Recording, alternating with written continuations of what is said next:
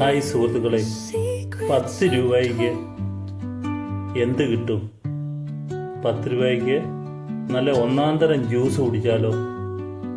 അത് വേറെ എങ്ങുമല്ല, നമ്മളെ കോട്ടയം നഗരത്തിലെ ബെസേലിസ് കോളേജിൻ്റെ തൊട്ടടുത്ത് ഉള്ള ബിൽഡിങ്ങിൽ പ്രവർത്തിക്കുന്ന ഇക്ക കട എന്ന കടയിലാണ് വിവിധ തരത്തിലുള്ള ജ്യൂസുകൾ 10 രൂപയ്ക്ക് കിട്ടുന്നത്.